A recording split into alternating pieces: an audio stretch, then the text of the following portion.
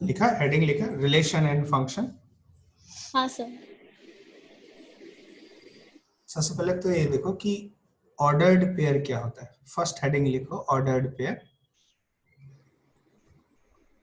Ordered pair, तो जैसे मैंने कहा x कॉमा वाई लिखा, x comma y is equal to 2,3। यदि ये ऑर्डर्ड पेयर है, ऑर्डर्ड पेयर है, तो इसका मतलब होता है कि x जो होगा वो 2 के इक्वल होगा, एंड साथ ही साथ y किसके इक्वल होगा, 3 के इक्वल होगा। ये ऑर्डर्ड पेयर है। जैसे मैं कहूं कि 2x plus y comma 3x minus y, ये हो गया 4,7, लेट से ऑर्डर्ड पेयर है। Find x and y, find x comma y, x और y की वैल्यू आपको बतानी है। तो यदि ये ऑर्डर्ड पेयर है तो क्या होगा बताओ, क्या लिखेंगे, 2x प्लस वाई किसके इक्वल हो जाएगा, 4 के, और 3x माइनस वाई किसके इक्वल हो जाएगा, 7 के। ये इक्वल हो गया फटाफट। अब इनको सॉल्व कर देते हैं फटाफट, तो क्या मिलेगा देखो, तो 5x इज इक्वल टू 11। इसका मतलब है कि x की वैल्यू कितनी आ गई, 11/5 आ गई। अच्छा, इसमें y भी पूछा जाएगा, तो आप देख सकते हो y इज इक्वल टू क्या होगा, 4 माइनस 2x, और 4 माइनस 2 इंटू 11/5, और इसको यदि आप सिंप्लीफाई करोगे तो ये देखो 20 माइनस 22, तो क्या -2/5 आ जाएगा। तो y का हाँ सर। -2/5। इस तरह के क्वेश्चन आप ऑर्डर्ड पेयर पे देखने को मिल सकता है आपको, ठीक है। लेकिन यदि हम कहें अनऑर्डर्ड पेयर की बात करें, किसकी, unordered pair, second, unordered pair, मैं कहूं कि जैसे unordered pair a comma b लिखा हुआ है, अनऑर्डर्ड लिख, जब भी क्वेश्चन में यदि आएगा अनऑर्डर्ड पेयर तो लिख के आएगा। यदि नहीं लिखा है तो आपको ऑर्डर्ड पेयर ही मानना है। क्या मानना है, ऑर्डर्ड ऑर्डर पे। पेयर ही मानना है। तो यदि हमने कहा अनऑर्डर्ड पेयर 1,2 है, तो इसका मतलब हो जाएगा कि आइदर, आइदर पहला है a is equal to 1 and b is equal to 2, और क्या हो सकता है, दूसरी पॉसिबिलिटी हो सकती है कि a इज इक्वल टू 2 हो और b इज इक्वल टू, इस तरह से सिचुएशन आती है। तो जब तक गिवन ना हो अनऑर्डर्ड पेयर तब तक मानना नहीं है, और यदि a कॉमा b इस तरह से लिखा है तो आपको ऑर्डर्ड पेयर ही मानना है, एज्यूम करना है, ठीक है। ठीक है सर।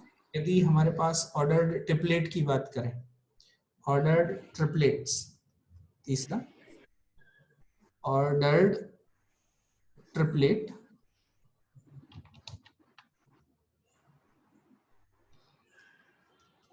ट्रिपलेट की बात करें, let's say A B C यदि इक्वल टू है -1 4 7, तो इसका क्या मतलब हो जाएगा, इसका मतलब हो जाएगा कि a का वैल्यू -1 है और b का वैल्यू 4 है एंड c का वैल्यू 7 है। क्या इतनी बात समझ आई, है ना। हाँ सर।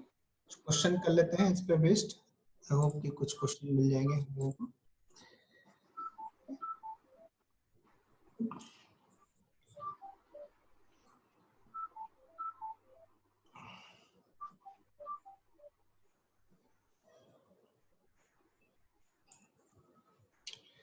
अच्छा, यहाँ क्रॉस प्रोडक्ट पे चला गया सीधा। जैसे ये वाला क्वेश्चन है, सॉल्व करो example number 2, solve this question. बताओ x कितना है और y कितना है इसमें।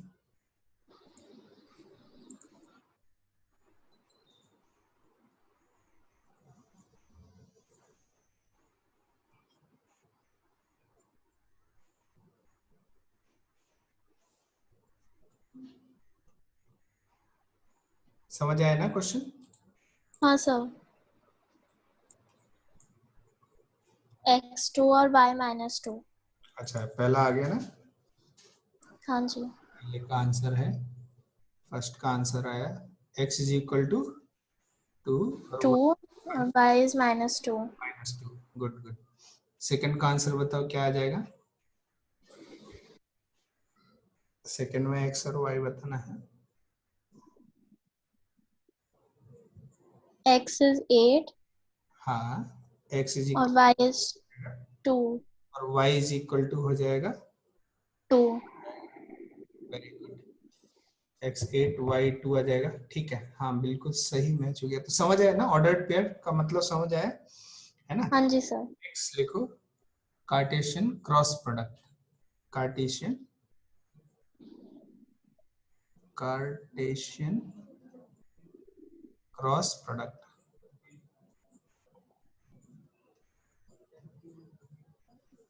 है ना। इसका सिंबल ये x से जैसे क्रॉस होता है ना, इससे बना देते हैं। हाँ एक एग्जाम्पल लेते हैं, एग्जाम्पल से समझते हैं, फिर डेफिनेशन बना देते हैं। क्या होगा कि लेट ए जो है, ए एक कोई सेट है, लेट से 1 2 3 है, ठीक है, और बी सेट है कुछ, लेट से ए एंड ई है, ठीक।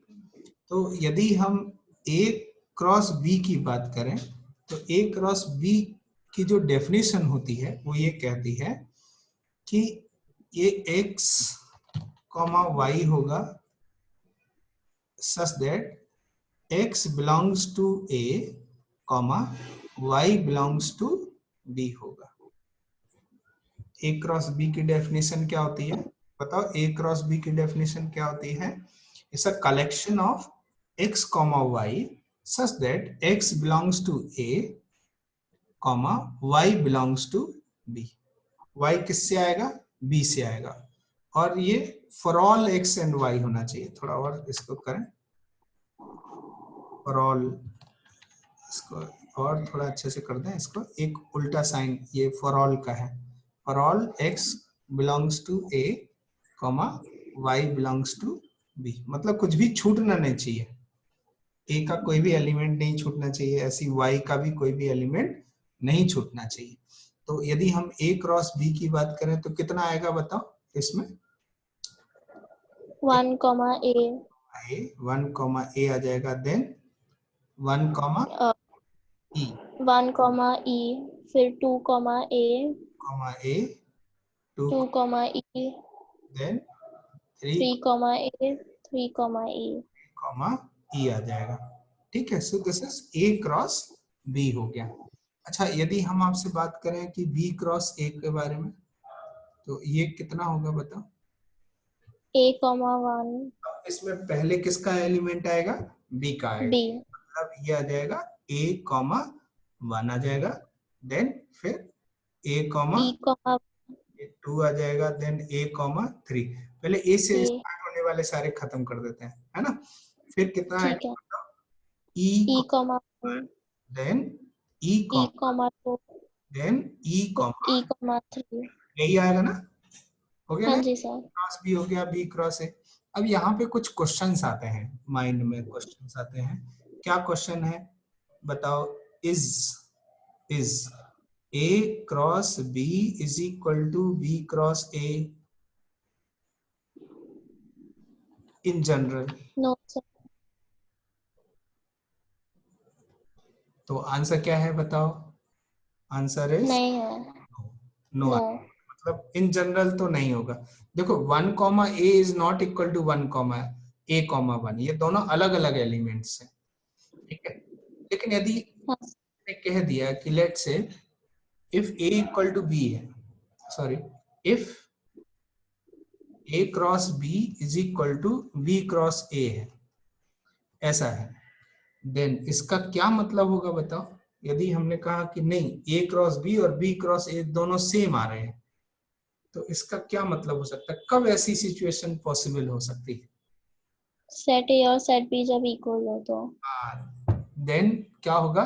ये तभी होगा जब ए और बी दोनों इक्वल सेट हो जाएंगे, और इसके अलावा कुछ हो नहीं सकता। समझ आया ना? देखो हाँ सर। एग्जांपल ले लेते हैं कि ए इक्वल टू, मैंने कहा 1 और 2 हो गया, तो बी भी यही लेना पड़ेगा 1 कॉमा 2, है ना। अब देखो ए क्रॉस बी कितना आ जाएगा यदि देखा जाए, तो यह आ जाएगा 1 कॉमा 1 देन 1,2, देन 2,1, देन 2,2 आ गया। आ गया कि नहीं आएगा? और हाँ कुछ सर। नहीं ना? अच्छा, क्या यही नहीं। क्रॉस ए भी आ जाएगा? चेक करो, है ना? हाँ हाँ। में भी सेम आ जाता, तो मतलब ए क्रॉस बी और बी क्रॉस ए कोई कह रहा है कि ये सेम है, तो उसका मतलब वो कह रहा है कि ए और बी दोनों ही इक्वल होंगे। ठीक है, तो ये पहला क्वेश्चन मिला था, क्वेश्चन नंबर 1 हमारे माइंड में आया था।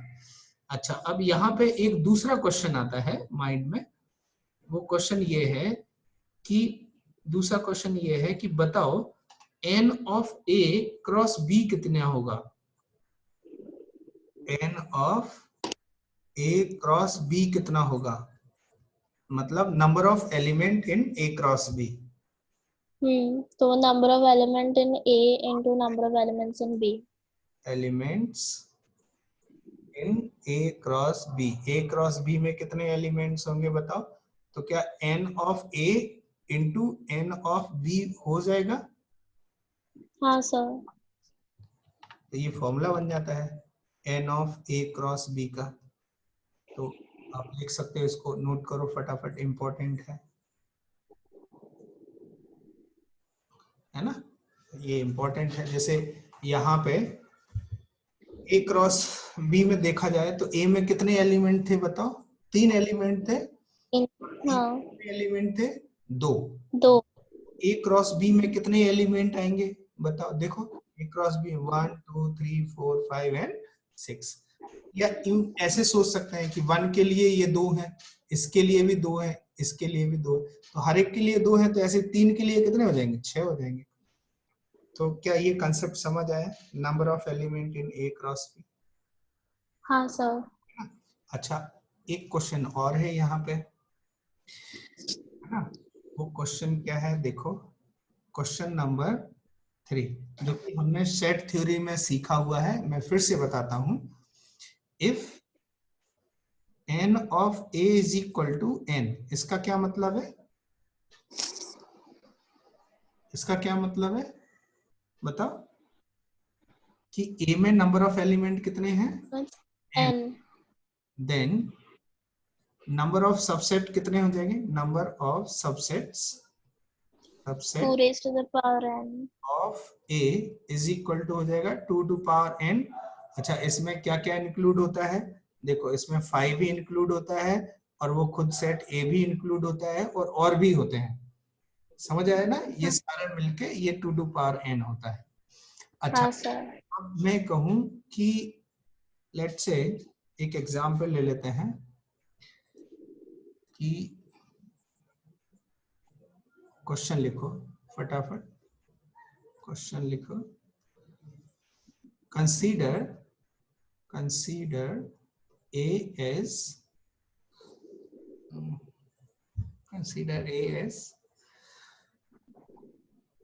2,3, b as 0,5, then write all the subsets of a cross b।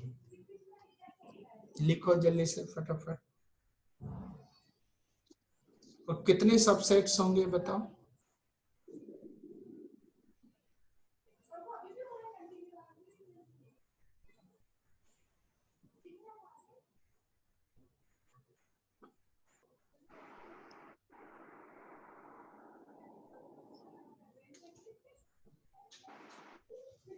Write all the subsets of a cross b।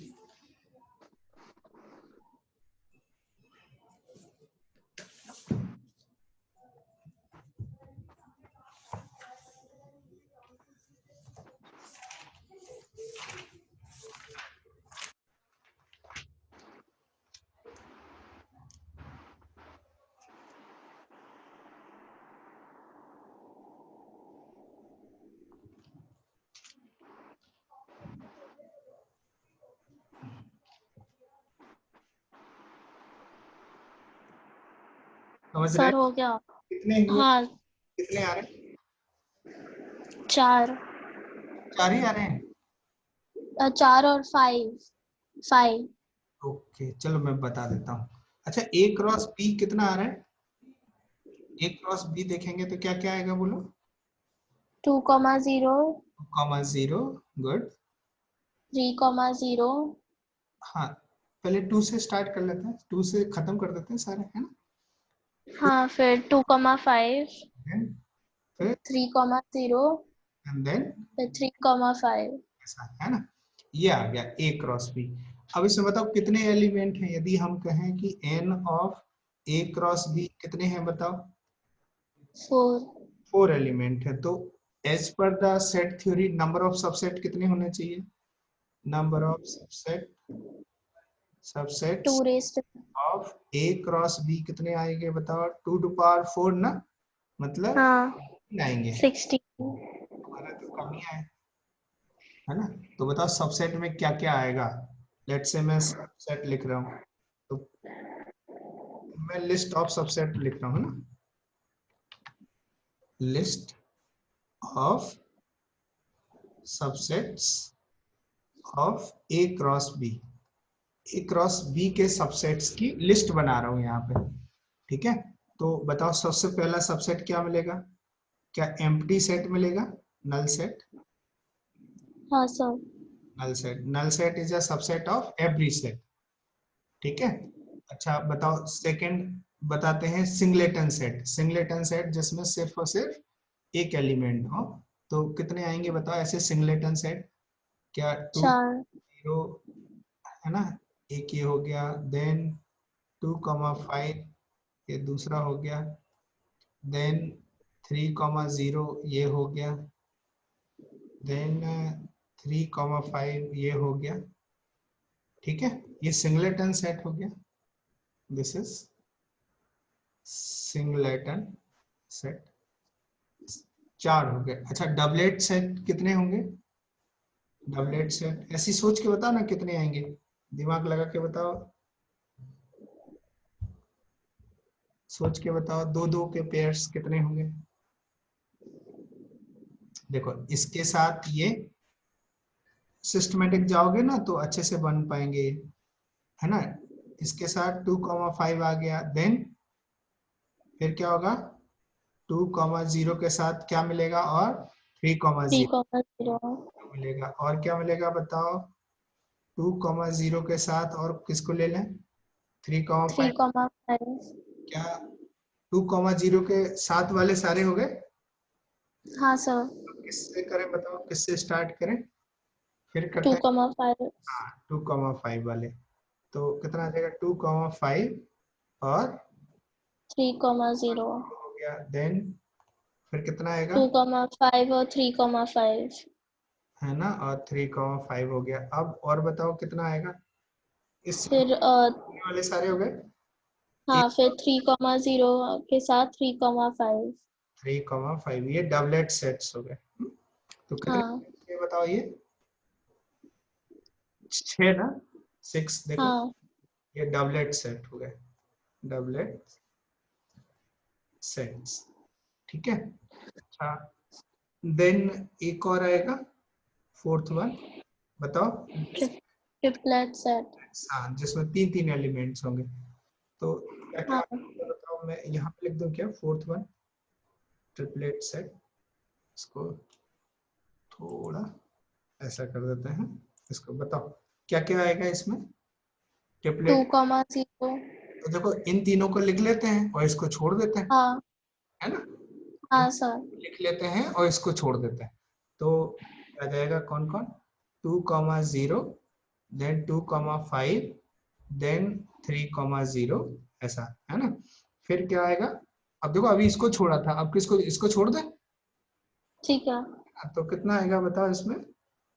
2,0 2,5 3,5 3,5। अब बताओ नेक्स्ट क्या आएगा? नेक्स्ट सोच के बताओ। 2,0 3,0 3,5 3,0 3,5, ओके, देन फिर 2,5 3,0 3,5 5 हो जाएगा, देन 3,0 देन 8,5 है ना, ऐसा। हाँ ये ट्रिपलेट सेट्स हो गए, इनको बोलेंगे ट्रिपलेट सेट्स, ट्रिपलेट सेट्स। अच्छा, और बताओ, एक और बचेगा ना, कौन सा बताओ, क्या हाँ, वो सेट ए क्रॉस बी खुद। एक क्रॉस बी बचेगा, जिसमें 4 हाँ, एलिमेंट ए क्रॉस बी। बताओ कितने सबसेट्स हो गए इसके, कितने सबसेट्स हो गए? 16। हाँ, और 16 सबसेट हो गए। और बाद में हम लोग देखेंगे कि ये जो 16 है ये सब के सब रिलेशंस हैं। All 16 subsets, subsets of A cross B are relations. ठीक है, और आगे देखेंगे। अभी तो हमने ये देखा ही नहीं, पढ़ा नहीं कि रिलेशन क्या होते हैं, बट हमने सबसेट निकलवाए। तो मैं ये बोल सकता हूँ कि ए क्रॉस बी के जितने भी सेट हैं, ये सब के सब क्या लिखे हुए हैं, रिलेशंस लिखे हुए हैं। 16 अलग अलग रिलेशन लिखे हैं ए क्रॉस बी के। तो हम रिलेशन की डेफिनेशन करेंगे तो उस समय तुम्हें बताएंगे कि ए क्रॉस बी में रिलेशन क्या होगा, उसकी डेफिनेशन क्या होगी रिलेशन की। तो क्या इतनी बात समझ आई, ए क्रॉस बी, हाँ जी सर। है ना? अच्छा, आप बताओ, यदि मैं, मेरे पास कुछ इस तरह के हैं, क्वेश्चन लिखो, राइट डाउन क्वेश्चन है, consider, consider a is equal to 2,1, sorry 2,1, b is equal to 1,3 and c equal to let's say 0,5। ठीक है, फाइंड ए क्रॉस बी क्रॉस सी। अब देखो यहाँ पे कुछ हिंट मैं दे देता हूँ, या थ्योरी आप समझ लीजिए।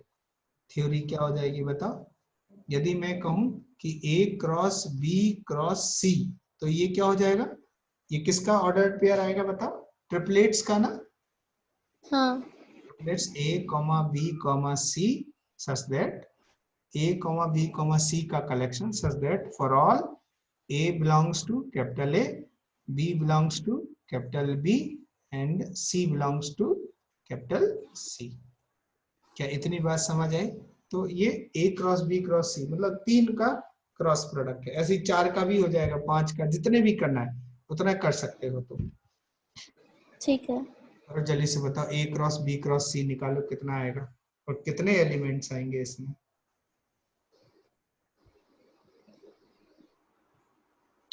फाइंड, मैं इसमें एक और क्वेश्चन बढ़ा देता हूँ, A cross B cross C comma N of A cross B cross C.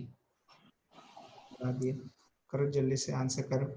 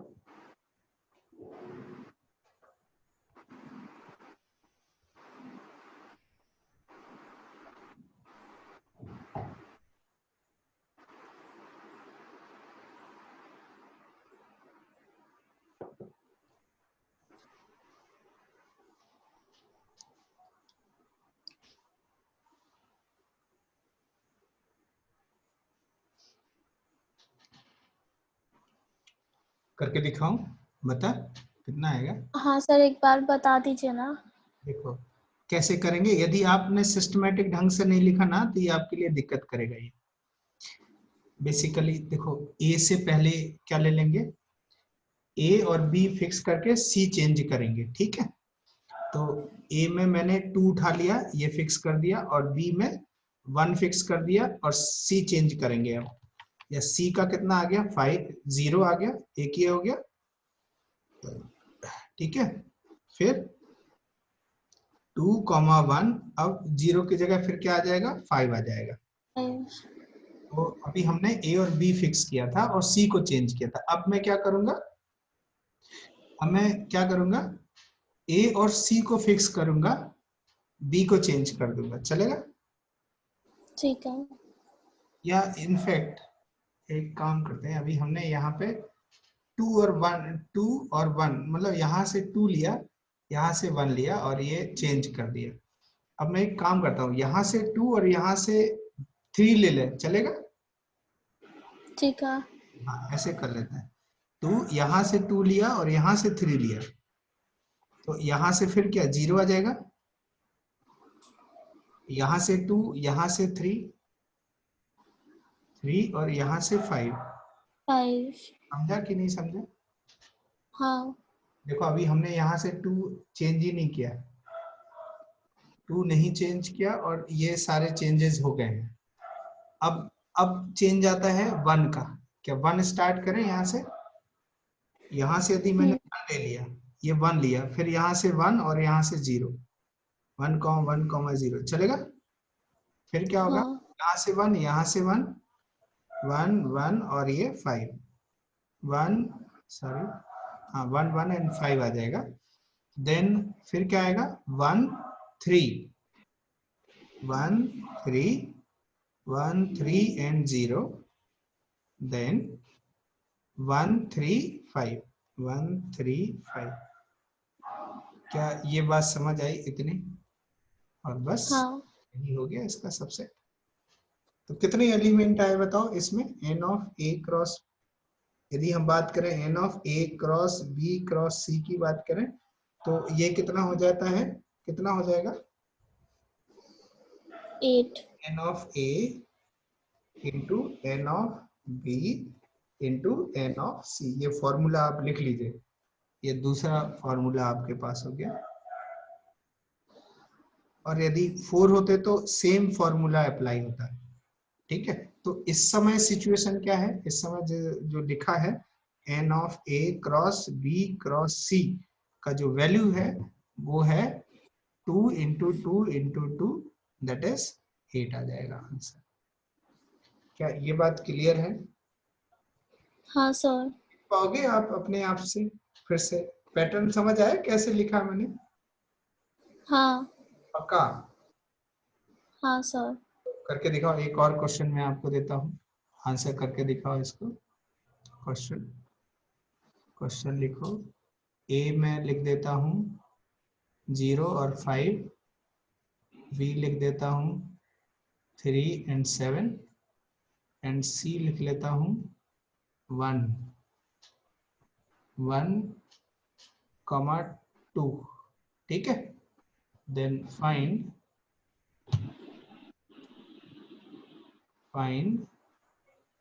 A cross B cross सी। करो जल्दी से, वैल्यू निकालो इसकी, ए क्रॉस बी क्रॉस सी। अब देखो किस तरह से सिस्टमेटिकली चल रहा है।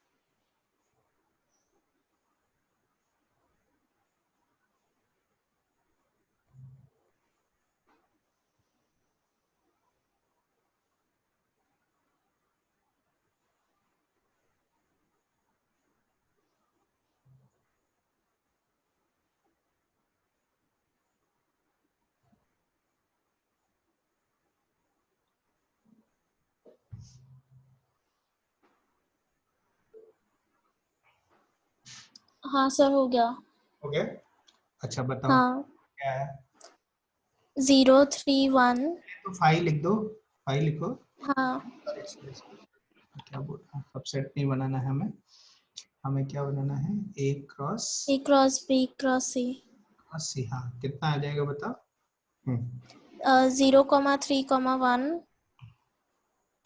0,3,1 आ गया, गुड। देन फिर 0,3,2। 0,3,2 आ गया, देन फिर 0,7,1। 1, वेरी गुड। फिर 0,7,2। हाँ देन फिर 5,3,1।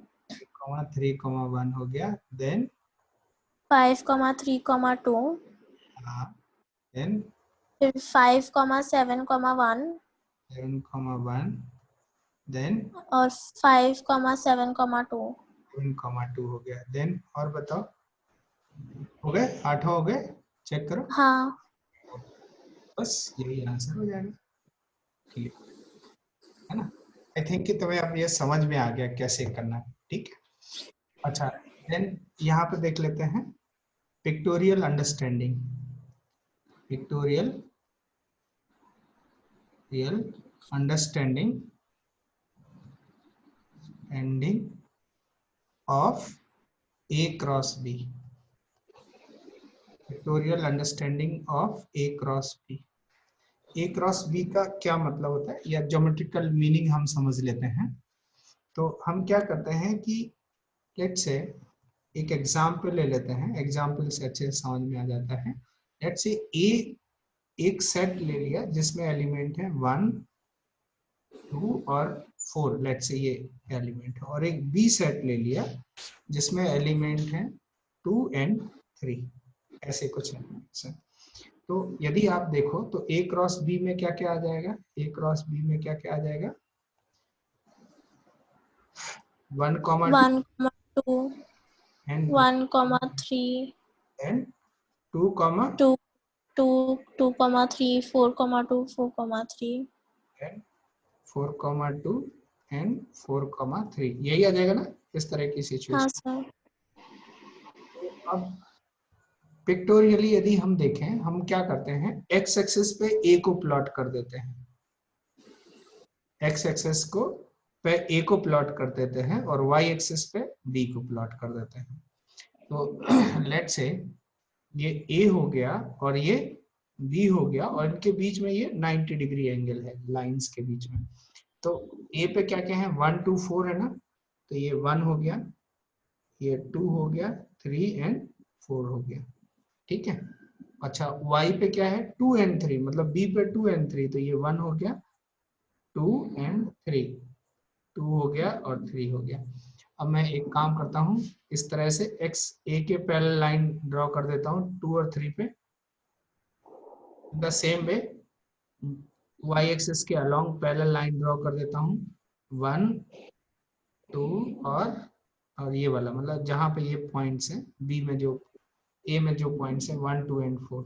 तो बताओ ये जो पॉइंट जहां पे इंटरसेक्ट हो रहा है इसको क्या नाम देंगे, बोलो, ये कौन सा पॉइंट है, इसका नाम क्या हो गया। Point of intersection. हाँ, क्या ये 1,2 हो गया, पहले ए का और फिर बी का, हाँ इस तरह से। फिर ये वाला पॉइंट बताओ ये कितना हो गया, क्या ये 2, 2,2 और ये वाला पॉइंट किसको बता रहा है बताओ, 4,2 2 हो गया। देन बताओ ये वाला पॉइंट कितना हो गया, 1,3 3 हो गया। देन ये बताओ ये कितना हो गया, 2,3 3 हो गया। देन ये वाला पॉइंट बताओ 4, 4,3। चेक करो क्या ये जितने भी पॉइंट्स हैं वो सब ए क्रॉस बी के ही एलिमेंट्स हैं। हाँ सर। चेक करो, देखो 1,2 मैच कर रहा है, 1,3 2,2 2,3 4,2 4,3 कर रहा है कि नहीं कर रहा है। तो हाँ सर। ए क्रॉस बी क्या बता रहा है, ये पॉइंट्स जहां पे ये parallel to x axis y axis, ये लाइन जो मीट कर रही है, ग्रिड जहां पे इंटरसेक्ट कर रही है, ये पॉइंट्स को ए क्रॉस बी डिनोट कर रहा है, ठीक है। अच्छा नंबर लाइन आपको पता है, नंबर लाइन क्या होती है, नंबर लाइन पता है हाँ क्या होती है, बताओ। नंबर लाइन में एक रियल, चल हाँ रियल, रियल एक्सेस है, एक्स एक्सेस बोलते हैं, और रियल वाई एक्सेस इसको वाई एक्सेस बोलते हैं। यहाँ पे ये हो गया लेट्स से 0, यहाँ पे ये 1 2 3 4 5 6, इधर -1 -2 -3 -4 एंड सो ऑन। ऐसे इधर रियल नंबर लाइन है 1 2 3 4 5, और इधर कितना है -1, -1 -2 -3। है ना। तो अब यहाँ पे यदि हम कोई भी जनरल पॉइंट ले लेते हैं x, लेट्स से ये x है,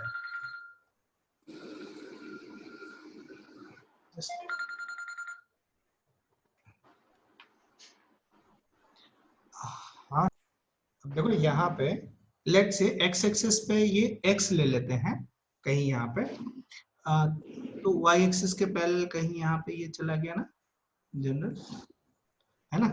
ऐसे ही y पे कहीं यहाँ पे y एज्यूम कर लेते हैं कि ये y है,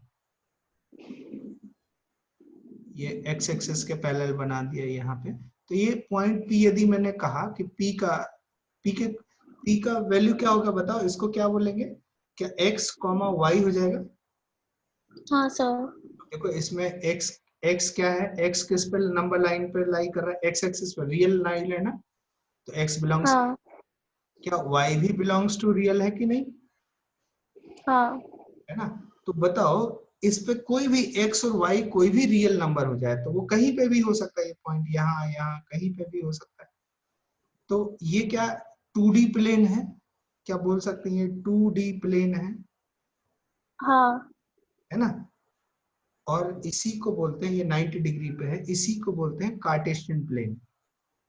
कार्टेशियन कार्टेशियन प्लेन, आपने नाम सुना होगा कार्टेशियन प्लेन का नाम, कार्टेशियन कोऑर्डिनेट सिस्टम सुना होगा, कार्टेशियन कोऑर्डिनेट सिस्टम। तो 2D में जो कार्टेशियन प्लेन है क्या वो r क्रॉस r है, चेक करो, r हाँ of real number, set of real number on x axis and set of real number on y axis। तो x और y कोऑर्डिनेट एक्सिस यदि इस तरह से बना है उसको हम लोग r क्रॉस r बोलते हैं। ऐसे ही यदि हमारे पास 3 डायमेंशनल सिचुएशन हो, 3D प्लेन, 3D प्लेन तो नहीं होता, 3D स्पेस हो, 3D स्पेस, तो उस 3D स्पेस को कैसे डिनोट करेंगे बता, किस तरह से लिखेंगे कि ये इधर है ना, x हो गया, इधर x लिखते हैं, इधर लिखते हैं y लिखते हैं, और इधर z लिखते हैं। तो अब जनरल पॉइंट देखो यहाँ पे लेट से कोई x हो गया, और यहाँ पे फिर इसके पैरेलल जाएंगे, यहाँ पे कहीं इस तरह से लेट से ये y है, और एक z के पैरेलल लेट से कोई ये पॉइंट है, ये इसके परपेंडिकुलर ये अप्लाई कर देते हैं, तो लेट से ये z है, z हाइट है, और इनफैक्ट इसको ऐसे सोचते हैं कि ये ऐसे है, इसके पैरेलल कहीं यहाँ पे कोई z है, तो ये जो P पॉइंट हो गया वो क्या हो गया x, y, z, जिसमें x, y, z ये तीनों ही बिलोंग कर रहे हैं रियल नंबर्स पे, क्योंकि ये 3 रियल नंबर लाइन है x, y एंड z। तो ये जो 3D स्पेस है, 3D स्पेस, इसी 3D स्पेस को हम बोलते हैं r cross r cross r, ठीक है। तो इसमें जो आता है ये ऑर्डर्ड ट्रिपलेट्स हैं, ऑर्डर्ड ट्रिपलेट्स। तो 3D स्पेस को हम किस से डिनोट कर सकते हैं, r क्रॉस r से, और 2D स्पेस को कैसे डिनोट कर सकते हैं, r cross R cross R से। से, और ये a क्रॉस b क्या है, इस तरह से आप डिनोट कर सकते हो। क्या मतलब समझ आया, कार्टेशियन क्रॉस प्रोडक्ट का मतलब समझे। हाँ सर। चलो कुछ क्वेश्चन कर लेते हैं इस पे बेस्ड, जो भी अभी हमने सीखा है इस पे बेस्ड कुछ क्वेश्चन कर लेते हैं, let's say.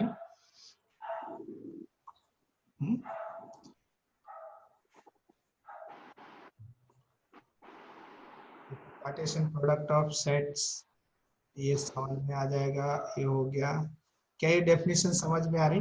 Given two non empty set P and Q, the Cartesian product P cross Q is the set of all ordered pair of element P and Q, that is P cross Q क्या लिखेंगे? P belongs to P, Q belongs to Q। तो ये इतनी definition हो गई है जो हमने पहले ही डिस्कस कर ली है। तो क्या ये डेफिनेशन क्लियर हुई आपसे? हाँ सर। क्या हो गया?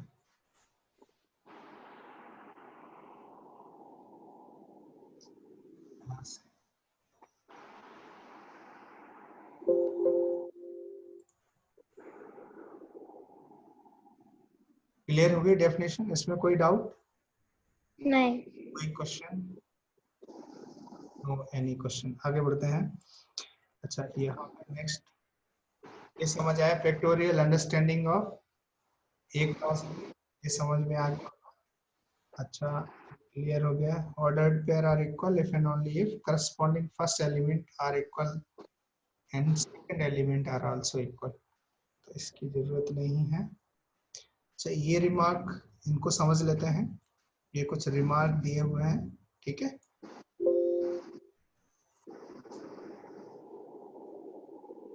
क्या रिमार्क है समझाओ मुझे, क्या लिखा हुआ है? पहला रिमार्क समझाओ।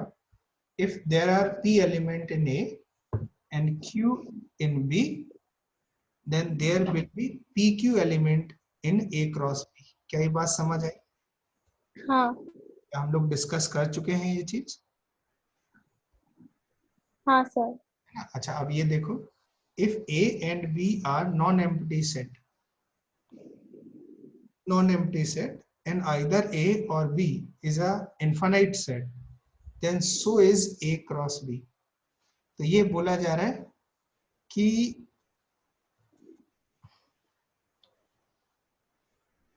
A और B में से कोई एक इनफाइनाइट सेट होगा तो A क्रॉस B भी इनफाइनाइट सेट हो जाएगा। हाँ सर। फाइनाइट हुए दोनों तो फाइनाइट सेट आ जाएगा ही। फाइनाइट मतलब कुछ फाइनाइट नंबर ऑफ एलिमेंट आ जाएंगे A क्रॉस B में। और क्या ये डेफिनेशन क्लियर हुई? A क्रॉस A हाँ।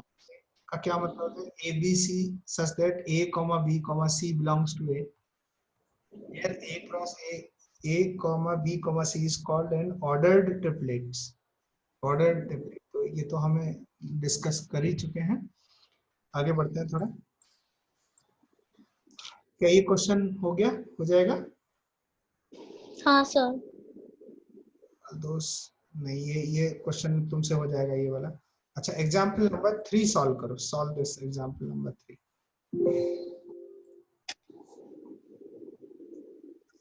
Example number 3।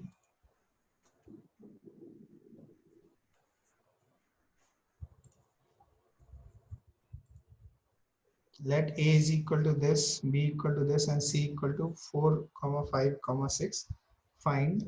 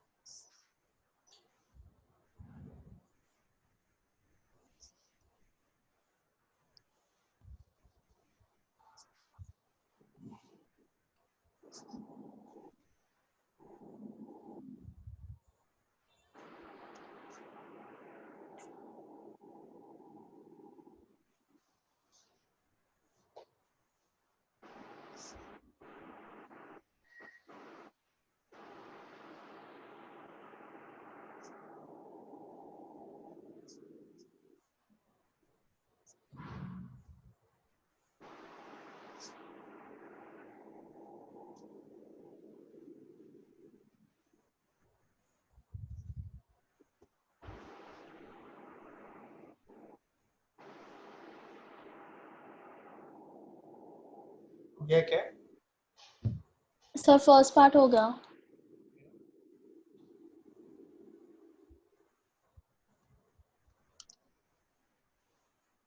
पहले क्या निकाला, बी इंटरसेक्शन सी निकाला होगा। हाँ इंटरसेक्शन सी में क्या आ जाएगा, सिर्फ 4। 4 आएगा। ओके, देन ए क्रॉस बी इंटरसेक्शन सी कितना आ जाएगा, क्या ये 1,4, 2,4, 3,4 आएगा, चेक करो। हाँ सर। है ना, ये पहला हो गया, यही आया आपसे। हाँ सर यही आया। बताओ सेकंड, बताओ सेकंड में क्या है।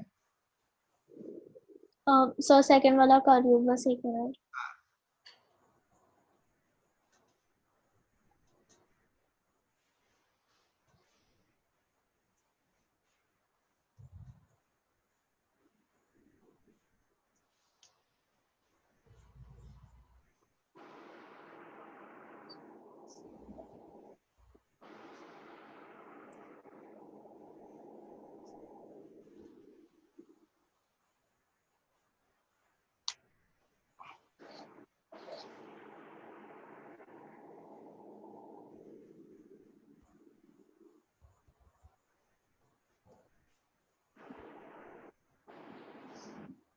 सर सेकंड वाला 1,4 और 2,4।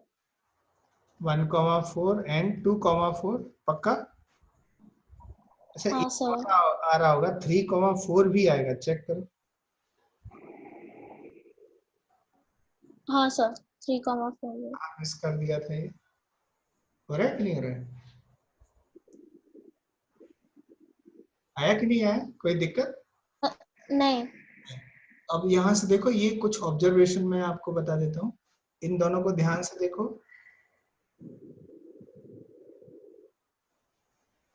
बताओ क्या ऑब्जर्वेशन है आपका, यहाँ से क्या लर्निंग है। Sir A cross B intersection C is the same as A cross B intersection A cross C। Cross B intersection C किसके इक्वल होता है, A A cross B intersection A cross C। Intersection A cross C. Note down this, ये formula होता है, आप लिख लीजिए इस फॉर्मूले को, very very important.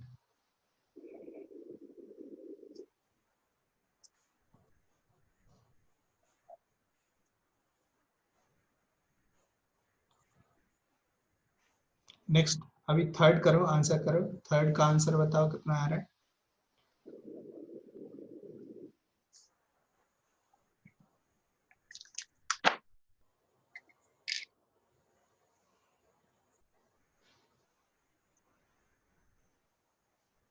B union C, B union C में क्या क्या आ जाएगा, बी के सारे एलिमेंट तो आएंगे ही आएंगे, 3। हाँ। और सी के भी आ जाएंगे, हाँ 5 ना। 6। अच्छा, तो बताओ ए क्रॉस बी यूनियन सी क्या क्या आएगा इसमें। 1,3। हाँ 1, ए में तो 1 है ना, 1,3 कितने एलिमेंट्स आएंगे बाय द वे इसमें, ऐसे सोच के बता सकते हो। 12 एलिमेंट। 12 एलिमेंट्स आएंगे, वो सारे एलिमेंट लिखना पड़ेगा, तो ये 1 से स्टार्ट हो रहा है, तो 1,3 आ गया। 3, 1,4, 1,5, 1,6। 1,6, देन फिर किससे स्टार्ट होगा, 2 से। 2। हाँ 2, 2,3, 2,4, 2,5, 2,6। 2,5, 2,6 हो गया, देन फिर किससे स्टार्ट होगा, 3 से। 3। हाँ 3,3, 3,4, 3,5, 3,6। 3,6 हो जाएगा। ठीक है, कुछ और आएगा क्या, नहीं आएगा, नहीं सर। फिर बस इतना ही हो गया ये। अच्छा, ए क्रॉस बी यूनियन सी, अच्छा ये भी निकाल दो फटाफट कि ये कितना आ रहा है, A cross B union A cross C, इसका वैल्यू भी निकालो कितना आ रहा है।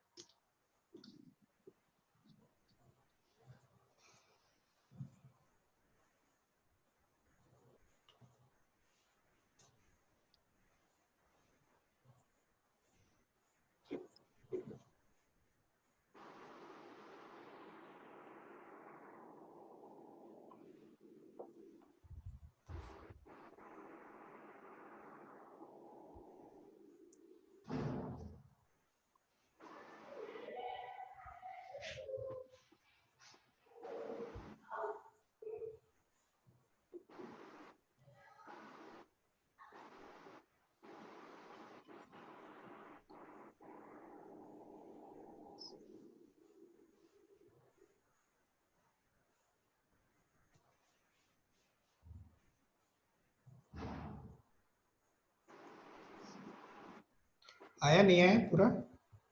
हाँ सर आया, एक मिनट।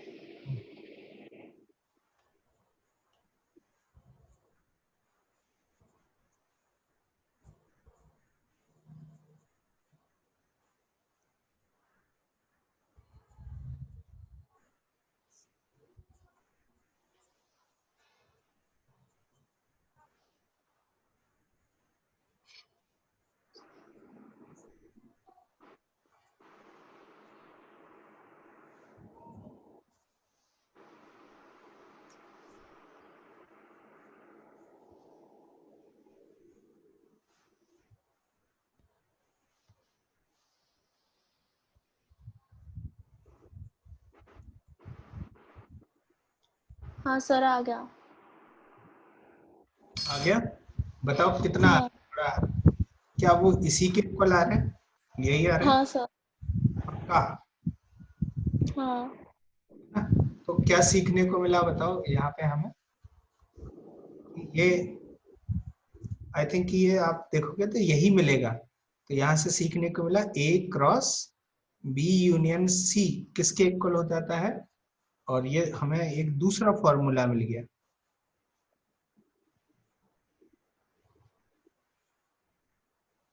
याद रहेगा ये formula? This is another formula. आप लिख लीजिए। कभी भी इस तरह से दिया हो तो आप क्या निकालोगे? पहले बी यूनियन सी निकालोगे, फिर क्रॉस कर दोगे। हाँ क्लियर हुआ ये दोनों सिचुएशंस? हाँ सर। Okay, good. आगे बढ़ते हैं थोड़ा और। सो बाय डेफिनेशन ये सब आ गया, और यहाँ पे कुछ ऑब्जर्वेशन नहीं है। अच्छा, ये एग्जाम्पल 4 हो जाएगा। हाँ सर। करो करो करो, जल्दी से बताओ, आंसर बताओ कितना आ रहा है।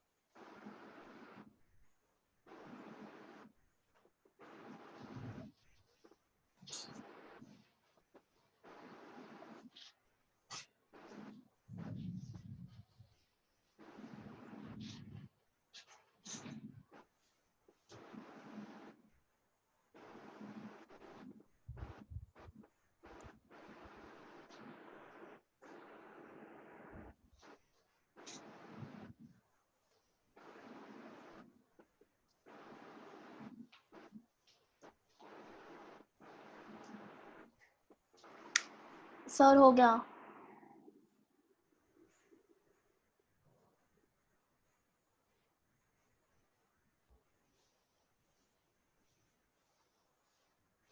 एक है ना, आया? आंसर मैच हुआ? हाँ Sir, देखो ये आंसर है। आ रहा है क्या? मैच करो ये आंसर।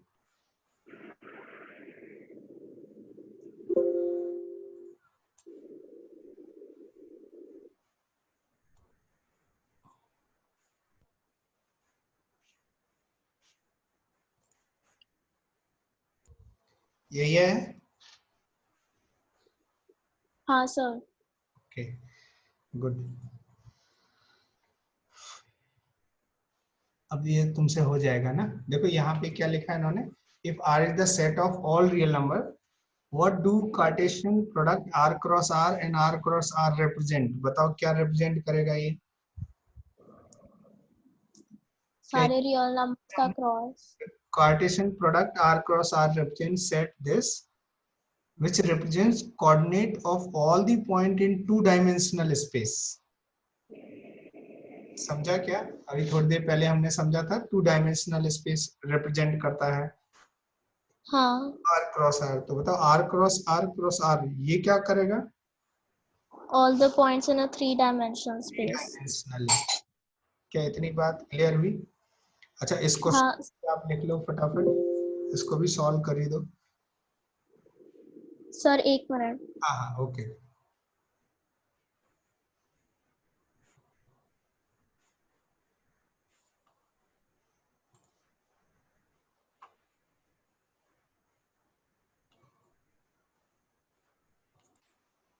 क्या है बताओ, आंसर बताओ कितना आ रहा है।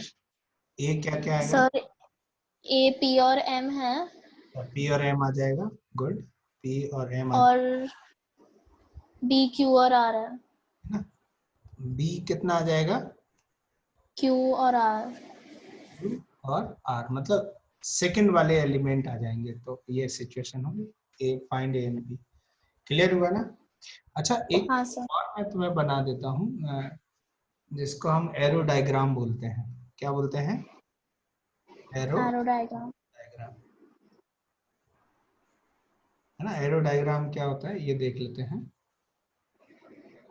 कि लेट से मेरे पास ए सेट में बना देता हूँ, जैसे 0 1 एंड 5 है, और बी सेट बना देता हूँ कुछ 3,5। चलेगा? हाँ। अब देखो यहाँ पे यदि मैं ए क्रॉस बी की बात करूं तो क्या क्या आ जाएगा ए क्रॉस बी में? ए क्रॉस बी में क्या क्या आ जाएगा? क्या 0,3 आ जाएगा, हाँ 0,5 आ जाएगा, 1,3 1,5 5,3 5,5। बिल्कुल सही। 5,3 5,5 आ जाएगा। ठीक है। अच्छा अब मैं तुमसे कहूं कि कुछ इसको मैं, ये जो ए क्रॉस बी है मैं इसको ऐसे लिखता हूँ। एक तरफ ये इस तरह से एक गोला बनाता हूँ जो किसका गोला है? ए का। ए सेट को रिप्रेजेंट कर रहा है।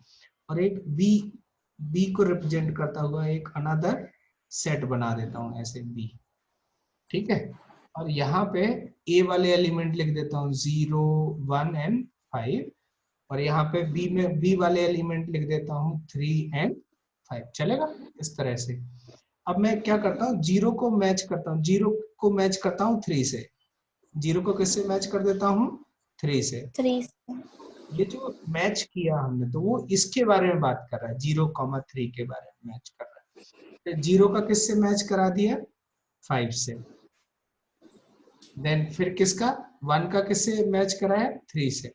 3 से 1 को 3 से मैच कराया, देन 1 को 5 से मैच कराया, 5 से फिर 5 को 3 से, 3 से 5 से।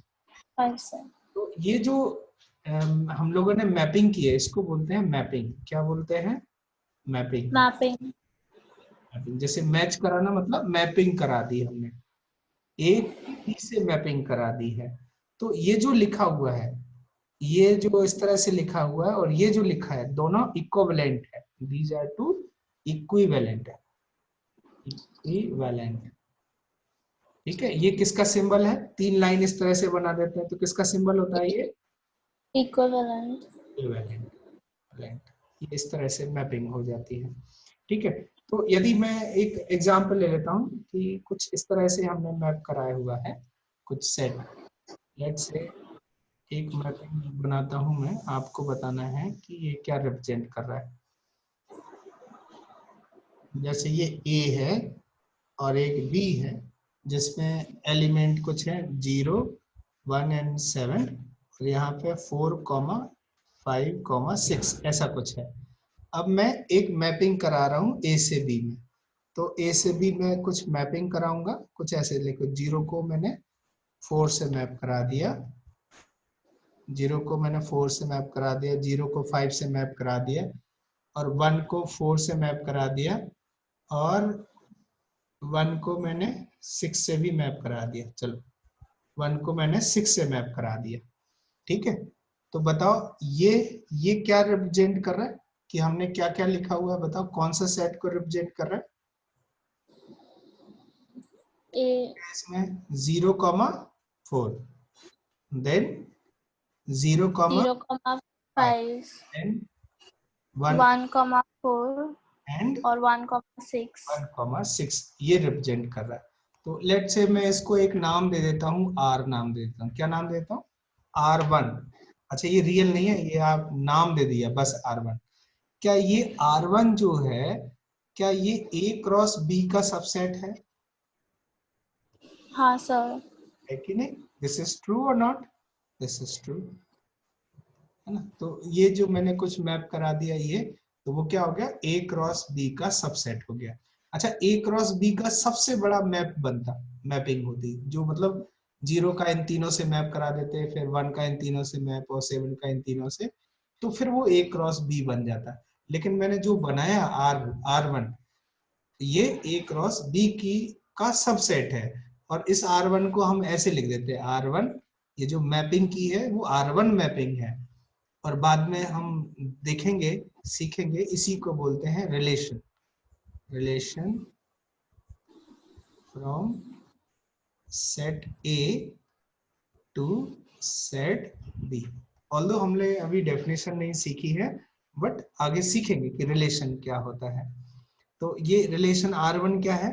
A क्रॉस B का सबसेट हो गया, और R1 लिखा है A से B में मैपिंग कराएगी, so that is a relation from set A to set B।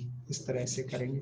तो क्या ये वेन डायग्राम समझ आया, किस तरह से हम लोग वेन डायग्राम बनाते हैं? हाँ सर। क्लियर हुआ? पक्का? चलो आगे बढ़ते हैं, हाँ। कुछ क्वेश्चन कर लेते हैं, सॉल्व कर लेते हैं। अब देखो ये एक्सरसाइज तुम्हारी 2.1 ये होमवर्क हो गया, है ना। तो ये होमवर्क में तुम कर लेना इसको, ये सारे होमवर्क हो गए तुम्हारे। ये खुल गया, फोर्थ हो गया, फोर्थ हो जाएगा, 5, 6, 7, 7 हो जाएगा अब तुमसे, 8, 9 ये सब तुम्हारा होमवर्क हो गया, और ये 10 हो गया, है ना। यहाँ से स्टार्ट हो रहा है रिलेशन क्या होता है। लेकिन इससे पहले हम लोग थोड़ा एग्जाम्पलर वाली प्रॉब्लम देख लेते हैं। कोई और अच्छी इंटरेस्टिंग प्रॉब्लम है क्या अपने पास? हाँ ये करो, एग्जाम्पल नंबर 3 करो थोड़ा, है ना। Solve example number 3।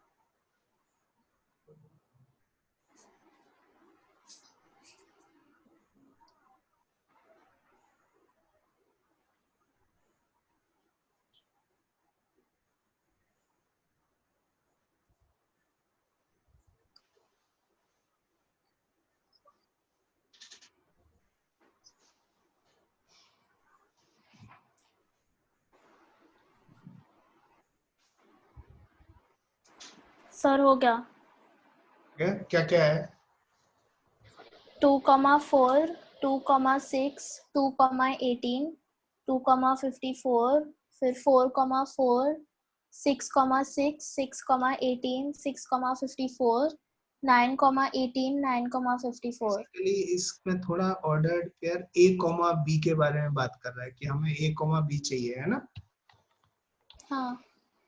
ऑल्दो इसमें क्लियर नहीं है, थोड़ा मुझे ऐसा लग रहा है। ए कॉमा बी पूछा गया है कि find the set of ordered pair such that A is a factor of B. तो ए कॉमा बी चाहिए, मतलब हमें एक सेट चाहिए ए कॉमा बी का सच दैट ए जो है बी से छोटा है एंड ए और बी, ए जो है ए बिलोंग कर रहा है ए में, ए बिलोंग कर रहा है ए में और बी बिलोंग कर रहा है बी में and A is a factor of B, A is a factor of B, ऐसा तो इसका ऑर्डर्ड पेयर है। तो बताओ ये कितना आया, क्या क्या आया इसमें, क्या क्या element? 2,4, 2 comma 4, then 2 comma 2,6, 6, then 2 comma 8, 2,18, then 2 comma 2,54, then 2 के बाद 6,18. नहीं, अभी 4 आएगा ना, 4 के बारे में बात करते हैं। सर 4 फैक्टर नहीं है. 4 किसी का फैक्टर नहीं, नहीं 4 आ सकता है क्या? सोच के बताओ। नहीं 4 नहीं, क्योंकि 4 इज इक्वल टू 4, तो बिल्कुल सही कहा, 4 इज इक्वल टू 4 आएगा। देन 4 कोई और डिजिबल नहीं है, देन फिर आएगा क्या, 6 का टर्म आएगा, फिर कितना आएगा? 6 कॉमा 6,18, 6,54, 18 आ जाएगा, देन 6 कॉमा 54, देन और कुछ 9 आएगा, 9,18, हाँ 9 कॉमा 18 आ जाएगा, देन 9,27, 9 कॉमा 27 आ जाएगा एंड 9 कॉमा 54. 9 कॉमा 54, बिल्कुल सही जवाब।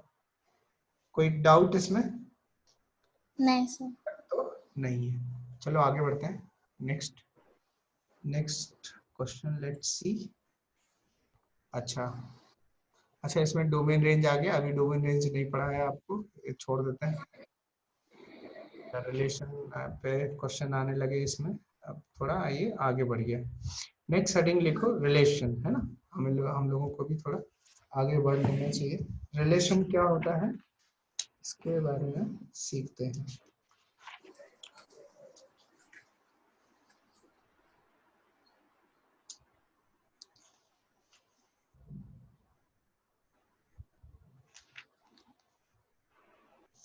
देखो हेडिंग लिखो relation.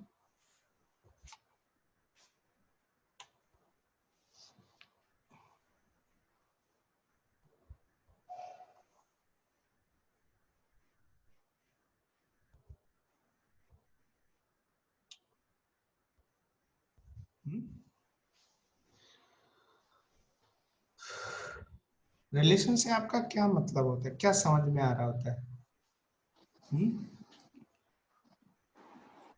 Let's say sir example से समझते हैं, एक एग्जांपल से समझते हैं। लेट्स से ये ए एक सेट है जिसमें 1 2 3 एलिमेंट्स हैं और बी जिसमें एलिमेंट है 0 एंड 3। तो ए क्रॉस बी, फिर से ए क्रॉस बी कितना आ जाएगा, 1 0 1 3 2 2,0, 2,3, 3,0, 3,3, है ना, और 3 0 3 3। ठीक है, अब मैं एक काम करता हूं कि लेट से मैं एक लेट R1 बना देता हूं। R1 is a subset of A cross B बना देता हूं। मैंने एक एज्यूम कर लिया कि R1 जो है वो क्या है, A क्रॉस B का सबसेट है। तो मैं एक हमें R1 लेना है। R1 में बताओ क्या क्या एलिमेंट्स आएंगे, कुछ भी ले लेते हैं जो इसमें से ही होंगे ना, A क्रॉस हाँ सबसेट है। तो इसमें से ही एलिमेंट आएंगे। लेट से मैं ले लेता हूँ 1,0 ले लिया, देन 1,3 ले लिया और 2,3 चलेगा। हाँ सर। कुछ एलिमेंट उठा लिए। तो यहाँ पे जो R1 है, R1 को बोलेंगे relation from set A to set B। R1 is a relation from set A to set B। अच्छा, R1 के लिए यदि आप पिक्टोरियल डायग्राम बनाओगे या एरो डायग्राम जिसको बोल सकते हो, R1 के लिए यदि मैं एरो डायग्राम बनाऊं, लेट्स से ये R1 है, R1 जो कि A सेट से B सेट में है और A में एलिमेंट है 1 2 3 1 2 3 और B में एलिमेंट है 0 एंड 3। ठीक है, तो अब जिस तरह से ये हमने R1 लिखा है तो 1 का किसके साथ रिलेशन है? 0 के साथ, मतलब 1 हाँ 0 के साथ रिलेशन है। और 1 का किसके साथ रिलेशन है? 1 का रिलेशन 3 के साथ भी है। अच्छा, 2 का रिलेशन किसके साथ है? 3 के साथ। तो ठीक है सर। 2 3 इस तरह से। तो यदि एक मोटा हिसाब लगाया जाए रिलेशन के बारे में, तो आप रिलेशन को कैसे डिफाइन करोगे? रिलेशन क्या है? मैथमेटिकली हम बोलते हैं कि relation is a subset of, या रिलेशन ऐसे बोल सकते हैं, relation R A to B, इस तरह से लिखते हैं। ये आर ए टू बी, जैसे ये R1 लिखा ना, हाँ ए टू बी ऐसे लिखा जाता है। कैसे पढ़ते हैं? Relation R1 from set A to set B. तो उसका शॉर्ट फॉर्म कैसे लिखेंगे? Relation R A to B is a subset of subset of A cross B. A cross B का एक सबसेट है जो कि रिलेशन होगा। तो अच्छा बताओ, मैं ये बोल रहा हूँ आपसे, क्वेश्चन कर रहा हूँ कि बताओ ए क्रॉस बी के कितने सबसेट होंगे? एक क्वेश्चन माइंड में आया कि total number of subset of A cross B, total number of subsets of A cross B, बताओ कितने आएंगे? 2 raised to the power 7। तो 7 है, 6 है, बताना। देखो कितने हैं? सॉरी 6। 6 है ना। तो number of subset of A cross B कितने होंगे? 2 टू द पावर 6 ना। 6 2 to power 6 by the way कितना होता है? 64। 64। मतलब इतने सबसेट होंगे। क्या अब ये बोला जा रहा है कि आर क्या है? ए से बी में is a subset of A cross B. तो क्या इसका हर एक सबसेट एक रिलेशन बनेगा? हाँ सर। बनेगा नहीं बनेगा? तो कहने का मतलब है कि ए क्रॉस बी के जितने भी सबसेट होंगे वो हर एक सबसेट एक रिलेशन शो कर रहा होगा। हाँ समझ आया क्या? क्या हाँ समझे? Sir. each subset of A cross B become is a relation. is a relation। तो यदि हम आपसे बोलें कि total number of relations from set A to set B are कितने होंगे बताओ? ए से बी में। All the subsets. हाँ, तो हम कहेंगे कि ए क्रॉस बी में नंबर ऑफ एलिमेंट कितने हैं? जितने भी आएंगे उतने ही सबसेट होंगे ना। तो क्या करेंगे? 2 टू द हाँ n of A raised to the power a cross b। Cross B में जितने भी एलिमेंट होंगे, यही है ना। और ये क्या होता है? हाँ e power n of a into n of b। अब एक यहाँ पे एक स्टेटमेंट बन जाता है। वो स्टेटमेंट क्या बनता है बताओ? स्टेटमेंट बनता है कि if if n of a is equal to n and n of b is equal to n, then total number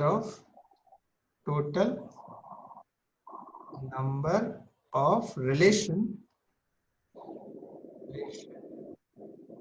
r from a Two. to b is equal to is या r लिखते हैं, then total number of relation r a to b r लिख देते हैं, r कितना, बताओ कितना आ जाएगा? 2 raised to the power mn. क्या इतनी बात क्लियर हो गई है? समझ आया? हाँ सर, हाँ सर। तो अब देखो हमने क्या किया था, यहाँ पे हमने एक जनरल एक रिलेशन लिया था, अब इसमें थोड़ा वर्क कर लेते हैं, इसको समझ लेते हैं इसका मतलब क्या है। तो इस R1 के बारे में थोड़ा और डिटेल में जाते हैं हम लोग, ठीक है?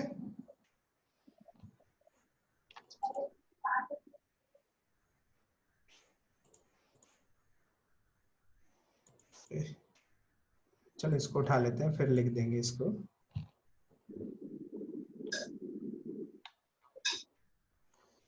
इस R1 के बारे में थोड़ा डिटेल में समझ लेते हैं कि ये क्या रिप्रेजेंट करता है।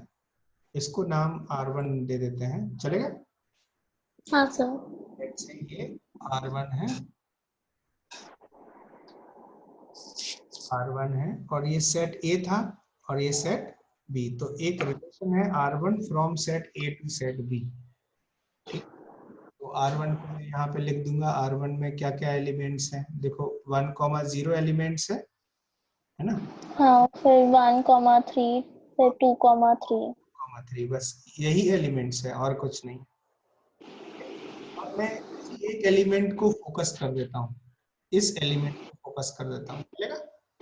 और हाँ। क्या मतलब है, हम ऐसा बोल सकते हैं कि पहला पॉइंट तो ये लिख सकते हैं कि 1,3 बिलोंग्स टू R1। 1,3 जो है वो R1 सेट में बिलोंग कर रहा है नहीं कर रहा है, ये एलिमेंट की तरह। हाँ। अच्छा, मैं बोल सकता हूं कि 1 is related to 3, 1 is related to 3। 1 किससे रिलेटेड है? 3 से। Yes sir. इसी फ्रेज को, ये जो फ्रेज है इसी को लिख सकते हैं ऐसे कि 1 इज रिलेटेड R1 टू 3, ऐसे R1 रिलेशन से 1 का 3 से रिलेशन, ऐसे लिख सकते हैं, समझ आया? ठीक है। अब हाँ। यदि ऐसा सिचुएशन, तो यदि इन जनरल यदि हम कहें कि, अब थोड़ा यहाँ हाइपोथेटिकल सिचुएशन कह रहा हूं मैं, है ना? If A, B belongs to R, तो इसका क्या मतलब है? इसका मतलब है A is related to B। क्या ऐसा बोल सकते हैं? हाँ। क्योंकि जैसे यहाँ पे किया वैसे ये कि यदि A, B किसी रिलेशन R में बिलोंग कर रहा है, तो इसका मतलब है कि A का B के साथ रिलेशन है R। हाँ सर। अच्छा, ठीक है। अब और भी चीजें हैं, सिचुएशन है। थर्ड पॉइंट है कि 1,3 R1 में बिलोंग कर रहा है, तो इसी चीज को हम ऐसे भी बोल देते हैं कि भाई R1 की 1 पे जो वैल्यू है, 1 पे जो वैल्यू है वो 3 है। क्या बोल देते हैं? R1 की जो 1 पे वैल्यू है वो 3 है। हाँ। जैसे यहाँ पे ये सिचुएशन है कि A, B belongs to R है, तो इसी का दूसरा मतलब है कि R की जो A पे वैल्यू है वो कितनी है? B। B। R की A पे जो वैल्यू है वो B है। हाँ। ठीक है। अच्छा, अब इसमें एक चीज और आती है, फोर्थ पॉइंट और आता है कि ये जो 1,3 बिलोंग्स टू R है, तो इसमें जो Y वाला एलिमेंट है, Y वाला जो एलिमेंट है 3, इसको बोलते हैं कि 3 एज, ऐसे लिखते हैं एज 1,3 बिलोंग्स टू R1। इसका मतलब है कि 3 इज एन इमेज ऑफ 1। क्या बोलेंगे बताओ? देखो एक 3 is an image of 1. नया वर्ड आपके सामने आया है, इमेज। क्या बोलेंगे इसको? इसको समझ लो दिमाग से। ये वो इमेज नहीं है जो पिक्चर वाली है ना, तुम जो फोटो खींच लेते हो, वो नहीं है। बस इसका नाम है कि 3 is an image of 1। ठीक है, ठीक है। 3 is an image of 1। अच्छा, इसी में यदि हम, एक और वर्ड आता है प्री इमेज का, कि एज 1,3 बिलोंग्स टू R1, तो हम क्या बोलेंगे? इससे हमें पता चल रहा है कि 1 is a pre image. 1 is a pre image of 3। तो इसमें एक और दूसरा वर्ड आया। कौन सा वर्ड आया बताओ? प्री इमेज का। Image. इमेज और प्री इमेज में समझ में आ रहा है? हाँ सर। पक्का? तो बताओ, हाँ। 1 की इमेजेस कितनी है? 2। तो कौन कौन सी इमेजेस हैं बताओ? 0 और 3। अच्छा, 2 की इमेज कितनी है? कौन सी है? 3। 3 है। 3 की कोई इमेज है क्या? नहीं। 0 की प्री इमेज कितनी है? 1। 1 है, और वो प्री इमेज 1 है। अच्छा, 3 की बताओ कौन कौन सी प्री इमेजेस हैं? 1 और 2। 1 और 2। क्या इतनी बात समझ आई? हाँ सर। पक्का? हाँ। थोड़ा और आगे चलते हैं, थोड़ा और इसको आगे बढ़ाते हैं। तो इसको मैं एक काम करता हूँ कि इसको यहाँ से उठा के, भाई आ जाओ, सी इधर लिख लेते हैं। यहाँ लिख देता हूँ, इसकी जरूरत है हमें। यहाँ पे चलेगा R1, और ये भी हम उठा लेते हैं क्योंकि इसकी भी हमें जरूरत है। ओके,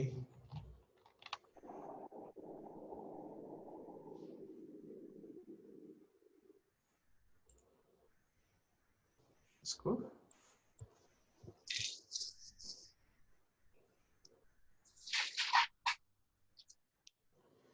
ठीक है। अब देखो, यहां से यदि इस तरह से मिल रहा है तो ए में कौन कौन से एलिमेंट है बताओ? 1, 2 और 3। ए सेट है, 1, 2 एंड 3, 1, 2 एंड 3। ठीक है। एक बी सेट है, बी में क्या क्या एलिमेंट है? 0 और 3। 0 और 3। ये जो बी सेट है, इसको एक नया टेक्निकल नेम है, इसको नाम देते हैं कोडोमेन। क्या नाम देते हैं? कोडोमेन। तो अब ये एक और वर्ड आ गया, डोमेन का क्या मतलब? तो देखो यहाँ पे ये जो R1 है, इसमें मैं बोलूंगा domain of R1। Domain of R1 is equal to, देखो इसको डोमेन का क्या मतलब है? डोमेन का मतलब है कि जो पहले वाला एलिमेंट्स है, इनका कलेक्शन। R1 में जो पहला वाला एलिमेंट्स है, उसका कलेक्शन, या यूं कहें कि कलेक्शन ऑफ प्री इमेजेस। हाँ। Of pre images, pre images. समझे? तो बताओ प्री इमेजेस क्या क्या है डोमेन ऑफ R1 इस समय? बताओ क्या क्या प्री इमेजेस हैं? 0 की प्री इमेज 1 या और 3। 1 हो गया, 1 लिखने की जरूरत नहीं है, तो ये 2। 2। R1 की डोमेन समझ आई? हाँ सर। बताओ यहाँ पे क्या हो रहा है? R1 की डोमेन क्या है? 1 एंड 2। मतलब जिनकी कोई इमेज है, जिनकी कोई इमेज है, जिनकी कोई मैपिंग है, उन एलिमेंट्स का मतलब ए के एलिमेंट्स में ये जो 1 और 2 है, ये डोमेन में आएगा। 3 डोमेन में आ रहा है क्या रिलेशन? आर की डोमेन में नहीं। नहीं आ रहा। 3 is not in the domain. अच्छा, कोडोमेन। हाँ। कोडोमेन, अच्छा यदि हम बात करें एक और, यदि इमेजेस का कलेक्शन करें तो उसको बोलते हैं रेंज। रेंज ऑफ R1, ये एक नया वर्ड है, that is collection of images. Of images. या सेट इमेजेस का जो सेट है, तो बताओ इमेजेस का सेट कितना है इसमें? इमेजेस कौन कौन सी है बताओ इसमें? 0 3, हाँ 0 एंड 3। तो क्या ये बात समझ आई? रेंज क्या है R1 की रेंज? हाँ सर। R1 की रेंज है 0 एंड 3। बाय द वे इसमें पर्टिकुलर इस एग्जांपल में कोडोमेन और रेंज सेम आ रहा है। अच्छा, कोडोमेन और रेंज सेम आ रहा है, लेकिन हमेशा ऐसा हो ये जरूरी नहीं है। तो सर रेंज में हमेशा बस 2 वैल्यूज रहते हैं या 2 से ज्यादा? नहीं, ज्यादा भी हो सकती है, ज्यादा भी हो सकती अच्छा। है ना। तो यहाँ पे एक और सिचुएशन बनती है कि आप देखो ये जो बी सेट है, कोई भी बी सेट मतलब जो जो भी यहाँ पे सेट है वो पूरा का पूरा कोडोमेन होता है। अच्छा रेंज रेंज ठीक है। क्या होता है? सिर्फ इमेजेस का कलेक्शन। और कोडोमेन में पूरा सेट भी आ जाता है। तो क्या हम ऐसा बोल सकते हैं रेंज, क्या एक पॉइंट नोट कर सकते हैं कि भाई range is a subset of codomain? हाँ a subset of codomain।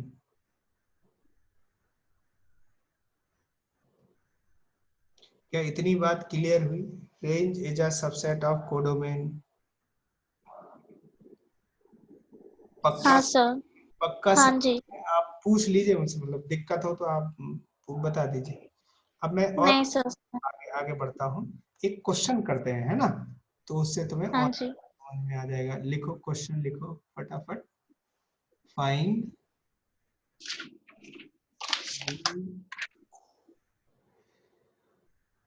Find the domain, domain, दूसरा कोडोमेन, डोमेन, दूसरा and range, codomain, range and R of 1, R of 3 for the given arrow diagram, yeah, for the given relation as shown in arrow diagram।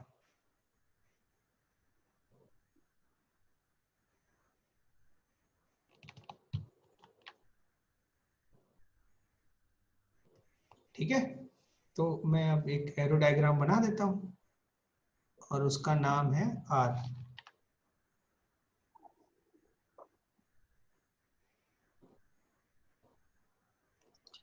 From set A to set B।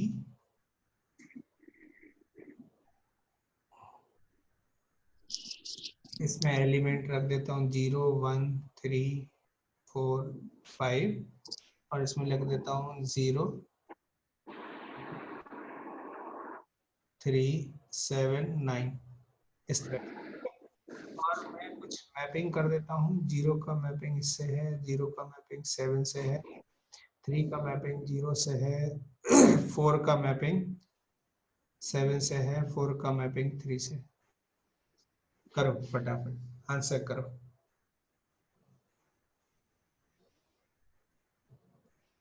क्या आप इसको इस तरह से लिख सकते हो सेट के फॉर्मेट में आर को? हाँ हाँ, पहले सेट के फॉर्मेट में आप लिख लीजिए आर को।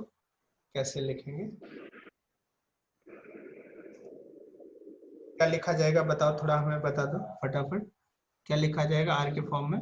क्या 0 0,3 हाँ 0,3, 0,7 0,7 हो जाएगा, देन 3,0 3,0, देन 4,3 4,3, वेरी गुड, 4,7। 4,7। ठीक है, हाँ सर। और कुछ? नहीं। Good, very good. अब बताओ, पहली बात तो डोमेन बताओ। डोमेन क्या हो जाएगा? 0 ऑफ आर, किसका डोमेन निकाल रहे हैं हम? आर का डोमेन। आर का, हाँ, तो उसमें 0 क्या क्या आ जाएगा इसमें? आ जाएगा 0 0 आ जाएगा, फिर 3 हाँ 3 3 और फिर 4 4 आएगा, 4, है ना? क्या डोमेन हाँ, का सबसेट है पर्टिकुलर सिचुएशन में? आप यहाँ पे एक पॉइंट नोट कर सकते हो, चेक कर सकते हो, क्या domain of R, domain of is R a subset of A, subset of set A, समझे? ये हाँ, नोट कर सकते हो। बाय द वे ये डोमेन ऑफ आर हो गया। डोमेन क्या होता है? प्री इमेजेस का कलेक्शन, है ना? हाँ, अच्छा डोमेन मिल गया। कोडोमेन बताओ, कोडोमेन, कोडोमेन 0 आर कितना हो जाएगा? क्या ये सेट पूरा? 0 हाँ क्या क्या है? और 0 3 7 9, हाँ क्या डायरेक्ट बी लिख देंगे जो भी यहाँ पे होगा? हाँ, बी, जो भी सेट होगा मतलब इसमें जो भी एलिमेंट आएंगे, जैसे 0 3 7 एंड 9, 9 ठीक है? अच्छा बताओ, कोडोमेन आ गया, देन फिर क्या चाहिए हमें? Range range, range of R बताओ, रेंज ऑफ आर कितना हो जाएगा? क्या क्या है? 3 7 और हाँ 3 7 0, हाँ ये रेंज क्या होता है? इमेजेस का कलेक्शन। तो हाँ, 0 3 एंड 7, 0 3 एंड 7 आ गया, ठीक है? अब ये क्या? हाँ, आर ऑफ 1 की वैल्यू बताओ, आर ऑफ 1 की वैल्यू। सर 1 किसी भी चीज से मैप नहीं है, नहीं, तो नहीं है ना, तो इसको बोलते हैं नॉट डिफाइंड। क्या बोलते हैं? नॉट, ठीक है, नॉट डिफाइंड, किसी से मैपिंग नहीं है, नॉट डिफाइंड होगा। किसी से हाँ, मैपिंग नहीं है ना, तो नॉट डिफाइंड। समझ आया? नॉट डिफाइंड का मतलब कि हाँ जी सर, कोई वैल्यू नहीं है, किसी से भी ये रिलेशन में नहीं है, तो कुछ भी वैल्यू नहीं आएगा, नॉट डिफाइंड बोलेंगे इस चीज को। अच्छा यदि इसी तरफ यदि आप आर ऑफ 3 की बात करें तो कितना आएगा? 0 0 आ जाएगा, ये 0 आ जाएगा। अच्छा इसमें एक और यदि मैं पॉइंट ऐड करूं कि बताओ आर ऑफ 4 कितना आ जाएगा? सर 7 और 3, मतलब 3 और 7 बोल सकते हैं। क्या ये कंसेप्ट क्लियर हुए? डोमेन, कोडोमेन, रेंज, हाँ सर, सारे कंसेप्ट क्लियर हो गए, है ना? हाँ जी, कुछ क्वेश्चन कर लेते हैं यहाँ पे रिलेशन के बारे में, ये थोड़ा देख लेते हैं कहीं हम लोगों ने कुछ छोड़ा है क्या। कुछ भी डेफिनेशन 2 लिख लेते हैं। A relation R from non empty set A to non B is a subset of Cartesian product. क्या ये सही है? इतना ठीक है? ये समझ आती है लाइन? हाँ सर, यहाँ पे लिख देता हूँ ये डेफिनेशन, बताइए ये डेफिनेशन क्लियर हुई? A relation R from non-empty set A to non-empty set B is a subset of the Cartesian product A cross B. The subset is derived by describing a relation between the first element and the second element of ordered pair A cross B. The second element is called images of the first element. हाँ sir, समझ में आया, समझ आ गया? अच्छा चलो, हाँ sir, और अगली अगली डेफिनेशन समझ लेते हैं। ये क्या लिखा है इन्होंने, इसको समझ लेते हैं।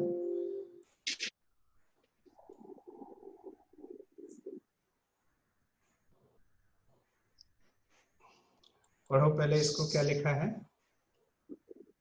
The set of all first element of ordered pair in a relation R from a set A to B is called domain of the relation R. हाँ सर, क्लियर हो गया? समझ में आया, समझ आ गया? चलो अच्छा तीसरी डेफिनेशन लिख लेते हैं, नेक्स्ट डेफिनेशन लिख लेते हैं, ये लिख लेते हैं। बताओ डेफिनेशन समझ में आती है? The set of all second element in the relation R from set A to set B is called range of the relation R. Set of all second element in relation R, जैसे ये जो थे ना, इसमें second element मतलब इसकी बात कर रहा है, 3, हाँ 7, 0, 3 एंड 7, इनका कलेक्शन जो है वो रेंज में, जैसे 0, 3, 7 एंड 0, 0, 3, 7, तो इसकी बात, the set of all second element in relation R from set A to set B is called the range of R. The whole set B is called codomain. The whole set हाँ is called codomain of the relation R. And note करने वाली बात है कि note that range is a subset of codomain. क्या ये बात समझी? Range is a subset of codomain. क्या इतनी बात क्लियर? हाँ सर. वाह, cool. चलो थोड़ा और आगे बढ़ते हैं. ये कुछ रिमार्क्स हैं, जैसे a relation may be represented algebraically by the roster method or by set builder form. कुछ भी. An arrow diagram is a virtual representation of a relation. Visual representation of a relation. Arrow diagram क्या है? Is a visual representation of relation. इसको समझ लेते हैं. इन remark को भी आप समझ में आ ही गया होगा. हाँ सर. देखते हैं यहाँ पे क्या ये इस इतने फिट हो जाएगा. Let's say a relation represent an arrow diagram is a visual representation of a relation. तो देखो यहाँ पे हमने तुम्हें क्या बताया था कि जैसे ये R जो है ऐसे लिखना और इस एरो डायग्राम से बनाना, तो आपको क्या लग रहा होगा? एरो डायग्राम ज्यादा अच्छे से समझ में आ रहा होगा कि हाँ ये, हाँ सर. तो ये विजुअल रिप्रेजेंटेशन हो गया इसका रिलेशन. क्लियर हो गया? अब यहाँ पे define a relation by this. Question example number 7 solve करो. Solve this. Solve example number 7.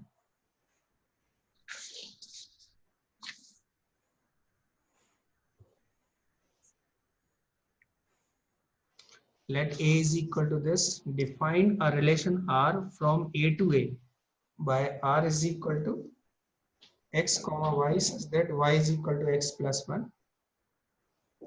Depict this relation using an arrow diagram. Write down the domain, codomain and range of R.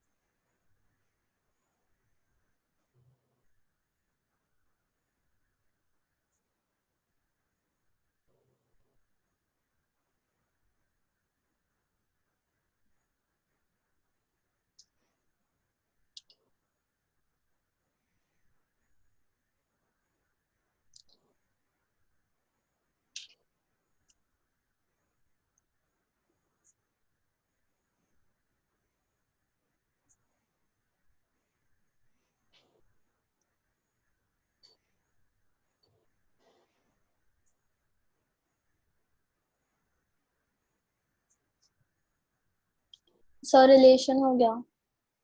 हो गया? बताओ क्या क्या हाँ. है? R बताओ. 2,1. पहले तो ये R लिख लेते हैं. R में क्या क्या आ जाएगा? कौन कौन से एलिमेंट्स आएंगे? देखो x, देखो x और y एक में ही है. R A to A ही है ना? हाँ. y भी A में ही बिलोंग करना चाहिए. तो x यदि 1 रखें तो y कितना आ जाएगा? 2 ना? 2. हाँ, 1,2 हो गया. देन 2,3. 2,3 हो गया. देन 3,4. देन 4, 4,5. And then 5. 5,6. इसके अलावा कुछ आएगा क्या? नहीं सर. और नहीं आ सकता है. क्योंकि रिलेशन डिफाइन कर दिया ये x, y से। यहाँ पे मैं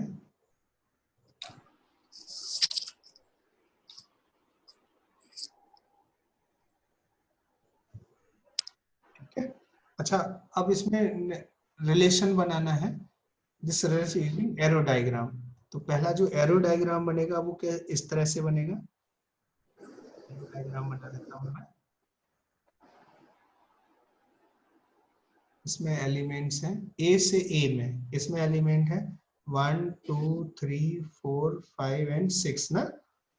अच्छा, हाँ ये भी एलिमेंट है 1 2 3 4 5 एंड 6। ये ए से ए में है, ए से ए में मतलब जो सेट इधर है वही सेट इधर है, और ये आर है। इस तरह से लिखेंगे relation R from set A to A. अब देखो किस तरह से रिलेशन है कि 1 की मैपिंग किससे होगी बताओ। 1 की मैपिंग 2 से, 2 की मैपिंग 3 से, 3 की 3 मैपिंग से 4 से, 4 की मैपिंग 5 से, 5 से 5 की मैपिंग 6 से। इस तरह 6 से। से डायग्राम बन गया। ठीक है। अच्छा, हाँ सर। पहला हो गया, पहले का आंसर कर दिया। अच्छा, दूसरे का आंसर में पहला क्या है बताओ, डोमेन। तो बताओ डोमेन क्या है, डोमेन क्या क्या आएगी 1 2 3 4 5। है ना। डोमेन में आ जाएगा 1 2 3 4 5, मतलब फर्स्ट एलिमेंट का कलेक्शन डोमेन हो गया। हाँ चलो, फिर पूछा गया कोडोमेन। कोडोमेन, तो कोडोमेन क्या हो जाएगा, क्या पूरा सेट ए आ जाएगा। हाँ सर। और इसमें क्या क्या आएगा एलिमेंट 1 2 1 2 3 4 5 6। 5 एंड 6 आ जाएगा। एंड देन पूछा गया रेंज बताओ, तो रेंज क्या क्या आ जाएगा 2 3 4 5 6। 2 3 4 5 6, 2 3 4 5 एंड 6 आ जाएगा। क्या इतनी बात समझ आई।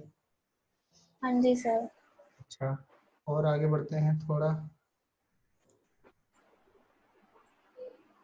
Next we can have one more।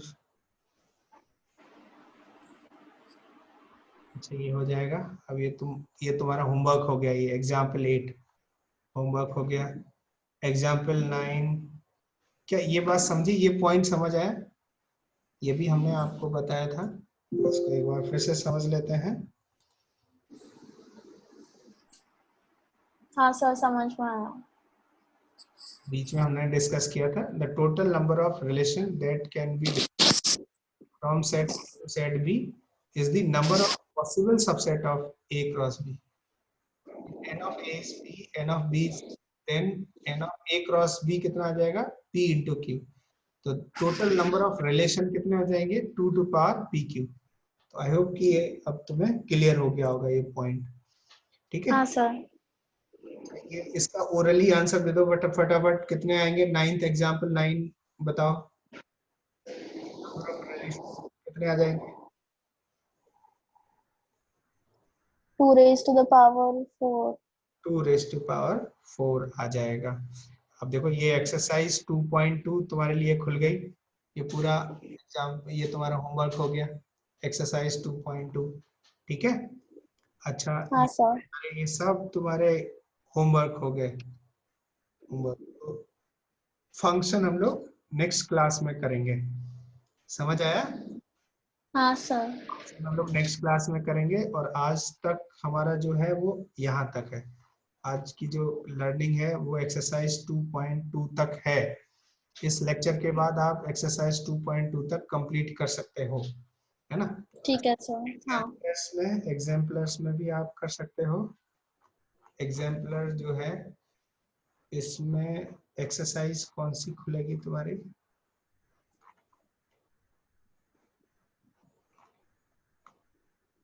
अच्छा, सॉल्व एग्जाम्पल ये सारे हो जाएंगे। सॉल्व एग्जाम्पल हो जाएगा, ये कर लिए हम लोगों ने। ठीक है, ठीक है। अभी नहीं खोल, अभी नहीं बोल सकते, इस पे अभी वर्क नहीं कर सकते, है ना। ये अभी थोड़ा लेवल नेक्स्ट क्लास में जाएगा ये। ठीक है, ठीक है सर। ठीक है। जितना आप इसमें कर सको उतना कर लेना, लेकिन वहां पे आपके लिए कितने 2.2 वाला एक्सरसाइज पूरा। करना ही करना है। ठीक है।